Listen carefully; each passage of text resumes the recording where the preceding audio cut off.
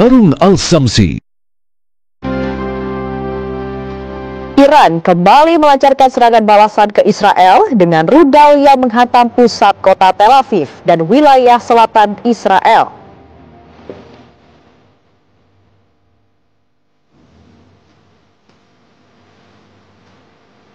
Presiden Prabowo Subianto bertemu Presiden Rusia Vladimir Putin sebelum digelarnya Forum Ekonomi Internasional St. Petersburg.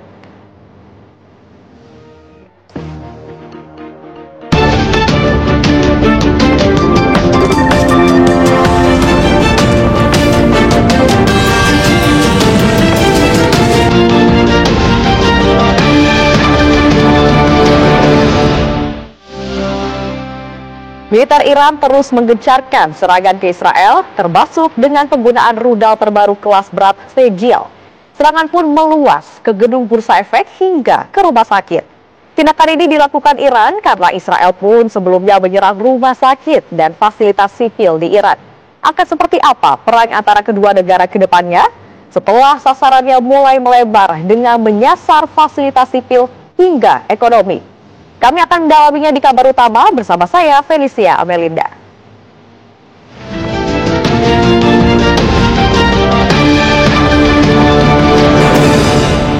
Militer Iran terus mengencarkan serangan ke Israel, termasuk dengan penggunaan rudal terbaru kelas berat Sajil. Serangan pun meluas ke gedung Bursa Efek hingga ke rumah sakit. Tindakan ini dilakukan Iran karena Israel pun sebelumnya menyerang rumah sakit dan fasilitas sipil di Iran. Akan seperti apa perang antara kedua negara ke depannya setelah sasarannya mulai melebar dengan menyasar fasilitas sipil hingga ekonomi. Untuk membahasnya telah bergabung bersama kami Ketua Pusat Studi Air Power Indonesia, Marsikal Purnawirawan Cepi Hakim. Selamat malam Pak Cepi. Selamat malam. Ya, Pak Cepi, ini sasaran serangan dari kedua pihak semakin melebar, Pak. Bagaimana Anda menilainya, Pak? Ya, perang Iran-Israel kali ini memang mempunyai warna sendiri ya. Tetapi basicnya adalah yang harus kita ketahui bahwa sejak kehadiran Israel pada tahun 1948, dia memang telah membangun sistem pertahanan udara yang sangat kuat. Dia merasa berada di tengah-tengah musuh yang mengancam. Ya. Dia harus mempertahankan eksistensinya. Itu sebabnya pada tahun 1948, pendiri Israel David Ben-Gurion mengatakan bahwa a high standard of living, rich culture, spiritual, political, and economic independence are not possible without full of aerial control. Tanpa dia menguasai dengan penuh wilayah udaranya, maka tidak mungkin eksistensi Israel itu bisa berlangsung. Jadi pada dasarnya Israel memang sudah membangun angkatan perang yang sifatnya ofensif dan pertahanan udara yang sangat kuat. Kemudian terjadi konflik yang tidak berkesudahan di Timur Tengah ini. Sebenarnya akar konflik itu sederhana ya, cuma dua aja.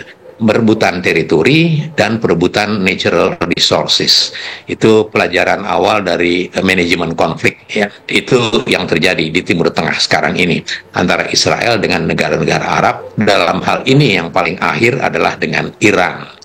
Pada tahun 70-an atau beberapa tahun yang lalu, di mana terjadi perang yang cukup besar antara Iran dengan negara-negara Arab, itu dengan mudah Israel memenangkan itu dalam tanda petik ya, karena bantuan dari Amerika, dari negara-negara lainnya itu sangat kuat, sementara negara-negara Arab tidak kompak bersatu. Dan sekarang pun kita melihat bagaimana Iran sendirian. Yang harus kita lihat sekarang, mengapa Iran tiba-tiba dia begitu berani melawan Israel, yang sangat diketahui memiliki angkatan perang yang kuat dan sangat diketahui memiliki sistem pertahanan udara yang juga sangat solid. Artinya adalah Iran sudah mempersiapkan diri ya. Iran, keturunan bangsa Persia ini, dia muncul sejak tahun 79 setelah menggulingkan Shah Iran. Dan konsolidasinya itu luar biasa, dan mereka kemudian belakangan ini kita lihat berani berhadapan dengan Israel.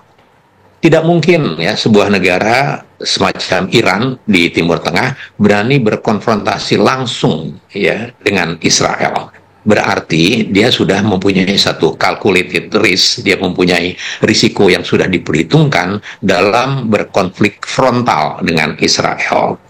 Israel memiliki pertahanan udara yang kuat, yang terkenal dengan nama Iron Dome. Ya, Iron Dome itu adalah turunan dari Strategic Defense Initiative-nya Ronald Reagan pada tahun 80-an, 83 kalau nggak salah, yaitu berupa pagar imajiner yang dibangun untuk melindungi negara-negara anggota NATO dari serangan ICBM Pakta Warsawa, ya, Intercontinental Ballistic Missiles. Dan format inilah yang dibangun oleh Israel dalam bentuk Iron Dome. Tetapi Iron Dome yang dibangun oleh Israel adalah untuk menangkal serangan-serangan jarak dekat. Ya. Jadi dia memang berhadapan dengan banyak sekali serangan-serangan udara jarak dekat dan tidak ada yang pernah sukses menembus Iron Dome itu sehingga sangat terkenal. Tetapi sekarang Iran itu sudah mempelajari banyak ya dari berbagai pertempuran yang terjadi, bagaimana Iron Dome itu susah ditembus. Nah, kemudian pada satu ketika Iran menyerang sekaligus dari peluru-peluru rudal balistik jarak jauh, jarak sedang, dan juga jarak dekat dengan ratusan drum sekaligus. Sehingga walaupun antisipasi Israel sudah membangun Iron Dome, David Sling, dan Arrow 3,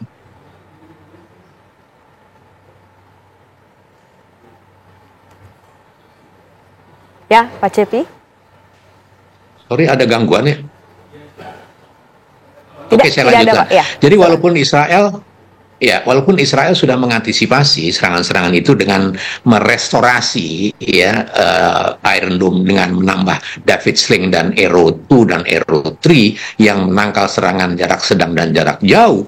Tetapi kalau serangan itu datang tiba-tiba, ya, di dalam pertempuran udara itu kuncinya satu, surprise attack.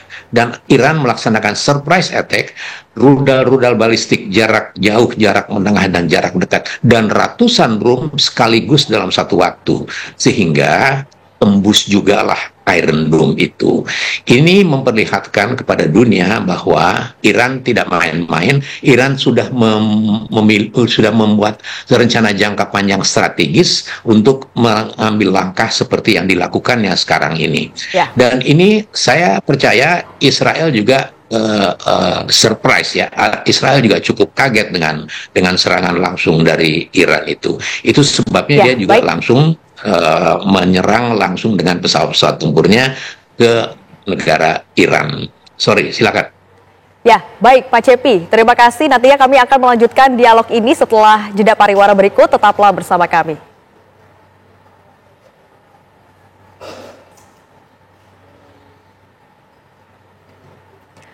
Ya pemirsa, Presiden Prabowo Subianto bertemu dengan Presiden Rusia Vladimir Putin sebelum digelarnya Forum Ekonomi Internasional Saint Petersburg. Informasi selengkapnya akan kami hadirkan usai jeda berikut. Tetaplah bersama kami.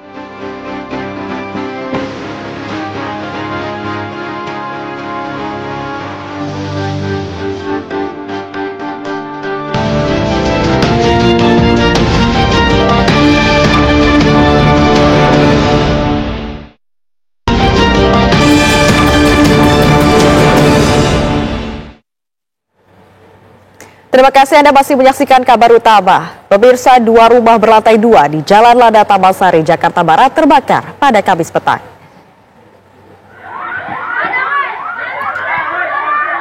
Banyaknya material kayu membuat api dengan cepat merambat dan membesar hingga merambat ke bangunan lain. Menurut saksi mata, api pertama kali terlihat dari lantai 2 salah satu rumah warga. Petugas pemadam kebakaran sektor Taman Sari berupaya melokalisir api agar tidak semakin meluas, mengingat lokasi kebakaran merupakan pemukiman padat penduduk. Api berhasil dipadamkan 1 jam kemudian dan kebakaran ini tidak mengakibatkan korban jiwa. Diduga api berasal dari korsleting listrik dari salah satu rumah.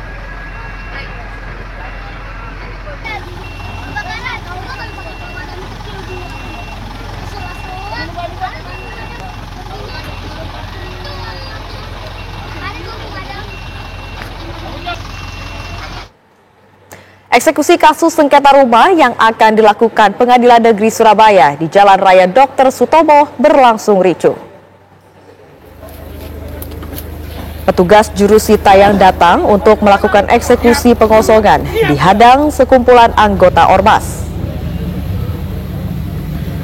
Aksi saling dorong pun terjadi antara aparat kepolisian dengan ratusan anggota ormas yang menghadang. Ratusan aparat kepolisian yang dikerahkan berhasil memukul mundur massa ormas. Petugas jurusita akhirnya berhasil membacakan putusan Pengadilan Negeri Surabaya tepat di depan objek rumah yang sempat menjadi sengketa. Pemohon eksekusi mengaku jika pihaknya memiliki sertifikat hak guna yang sah dan diakui oleh Pengadilan Negeri Surabaya hingga menang di pengadilan.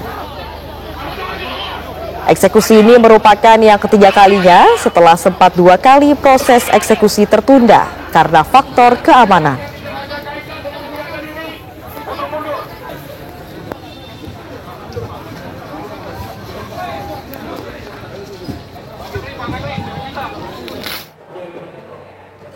Informasi selanjutnya, pemirsa, pelaku pembunuhan mutilasi berinisial SJ berhasil diringkus pihak kepolisian. Pelaku diamankan Satreskrim Polres Padang. Berdasarkan info yang beredar di media sosial dan sudah terkonfirmasi pihak berwenang, pelaku tidak hanya membunuh 1 korban, melainkan 3 korban.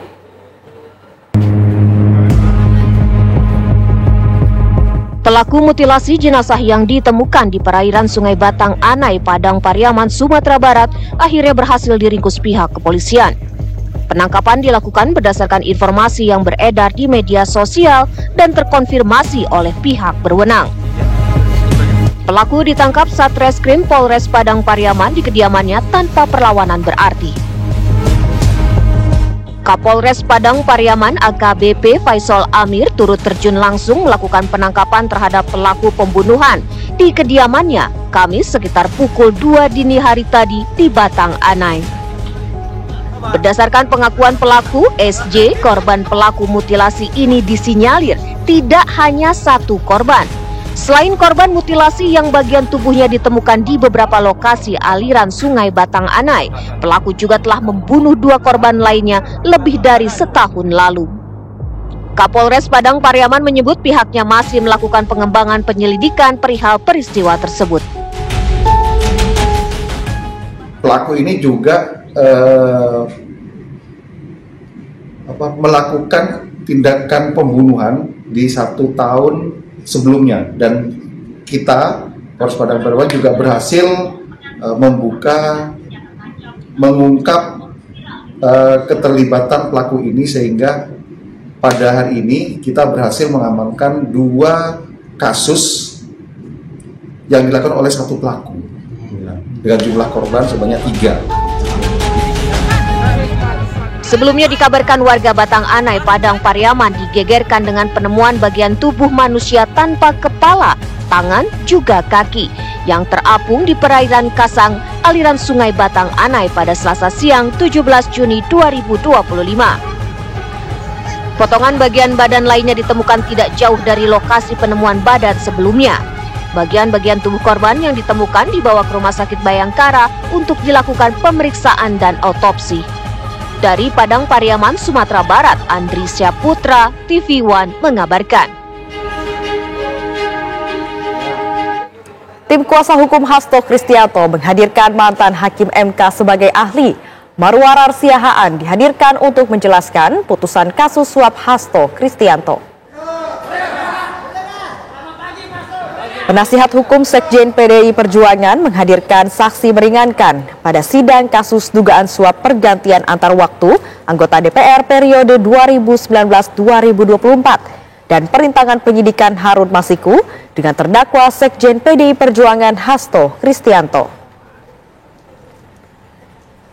Marwarar Siahaan, mantan Hakim MK, dihadirkan untuk menjelaskan mengenai pencegahan, perintangan, proses penyelidikan yang menjadi dakwaan jaksa.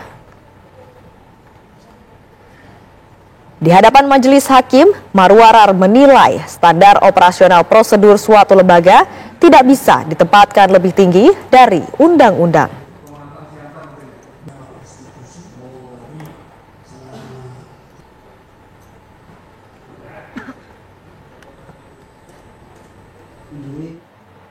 Pengadilan Negeri Surakarta kembali menggelar sidang lanjutan gugatan ijazah dan mobil SMK dengan tergugat Joko Widodo.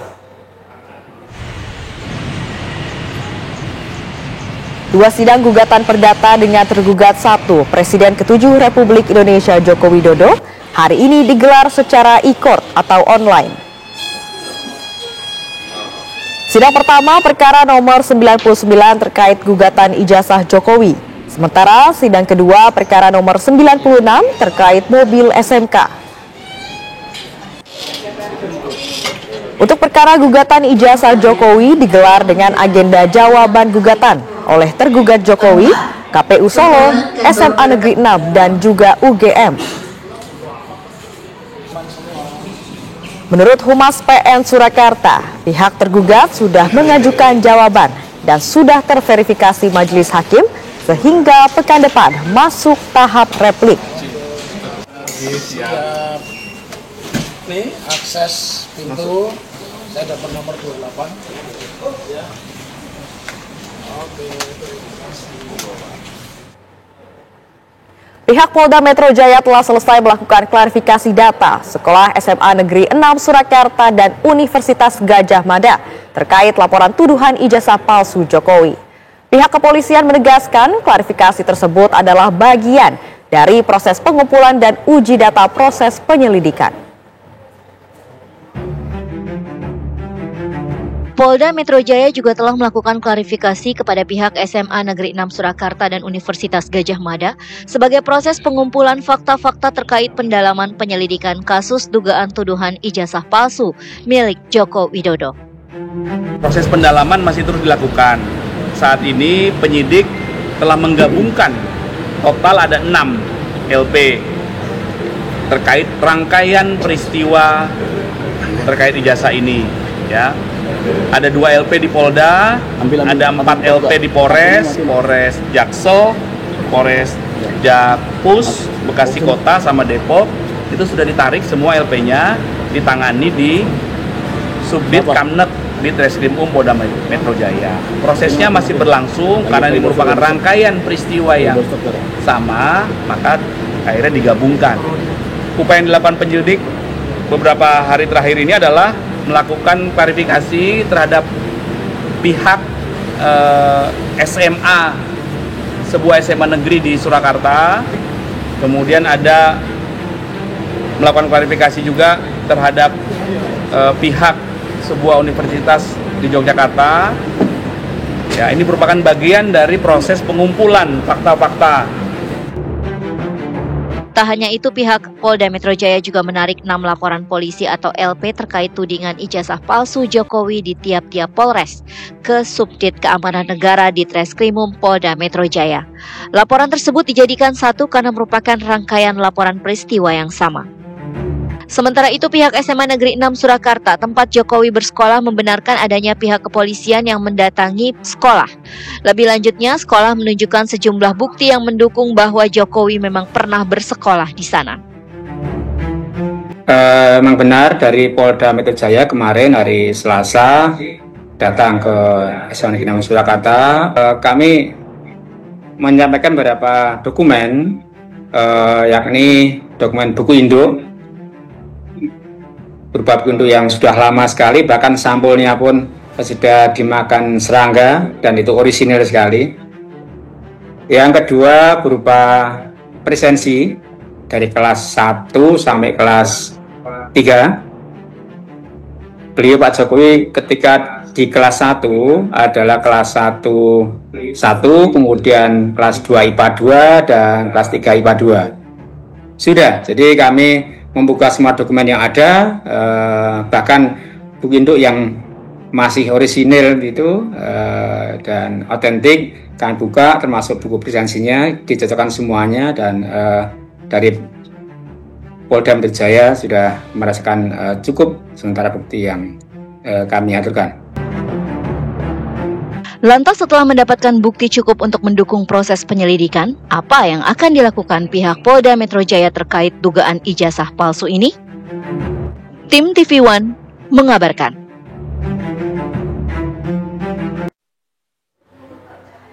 Pemirsa, jangan kemana-mana, kabar utama akan segera kembali usai jeda berikut. Tetaplah bersama kami.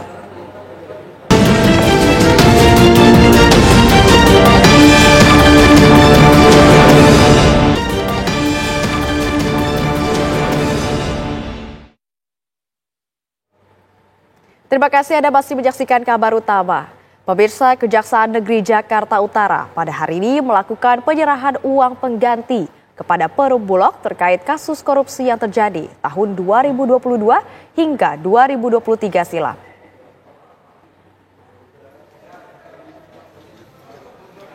Uang senilai 4 miliar 150 juta rupiah merupakan bagian dari pelaksanaan putusan Pengadilan Tindak Pidana Korupsi pada Pengadilan Negeri Jakarta Pusat dengan 3 orang terpidana kasus korupsi jual beli beras. Uang tersebut merupakan barang bukti yang berhasil diamankan dari korupsi jual beli beras di Perum Bulog DKI Jakarta dan Banten sebesar 7 miliar 192 juta rupiah di tahun 2022 hingga 2023. Sementara sisa kerugian negara dari kasus korupsi tersebut sebesar 3 miliar rupiah masih dilakukan pemulihan oleh pihak kejaksaan. Uang yang merupakan bagian dari pelaksanaan putusan Pengadilan Tipikor pada Pengadilan Jakarta Pusat itu langsung diserahkan ke pihak Perum Bulog.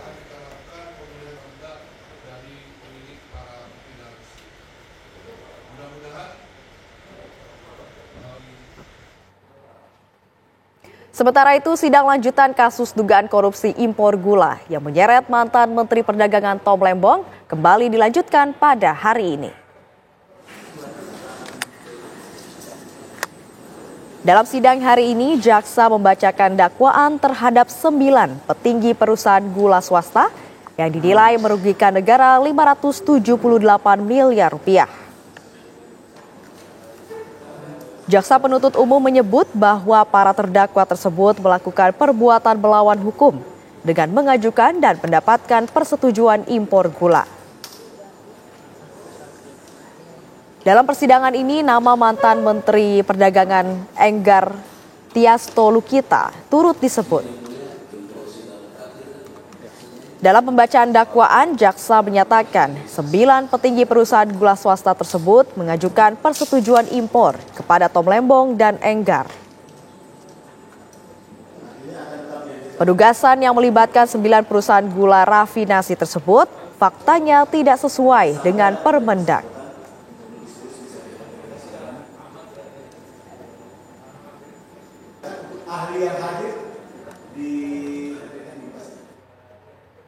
Dan pemirsa, beragam peristiwa telah mengemuka dari berbagai penjuru tanah air sepanjang hari ini.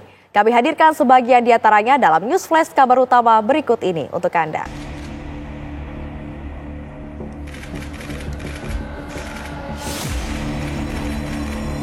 Presiden Republik Indonesia Prabowo Subianto diterima oleh Presiden Rusia Vladimir Putin di Istana Konstantinovsky, Saint Petersburg, Rusia. Presiden Putin mengungkapkan rasa bahagianya atas kedatangan Presiden Prabowo ke kota kelahirannya, Saint Petersburg. Presiden Prabowo kemudian mengucap terima kasih atas penyambutan yang ia terima dalam kunjungan resmi perdananya ke Rusia. Selanjutnya dilakukan perbincangan bilateral yang berlangsung tertutup sebelum agenda penandatanganan sejumlah nota kerjasama. Завтра мы будем принимать участие в пленарном.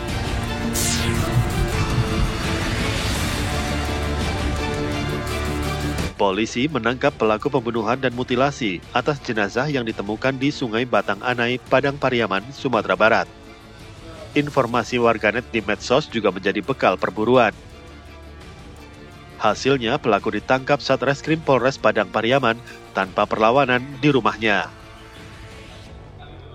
Yang mengejutkan, pelaku mengaku korban yang dimutilasi ternyata bukan pembunuhan pertama yang ia lakukan.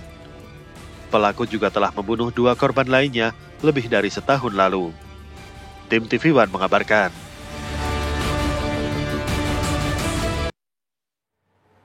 Pemirsa, informasi tersebut merupakan penutup dari perjumpaan kita pada malam hari ini. Sesaat lagi Anda akan menyaksikan kabar hari ini bersama Prita Zega.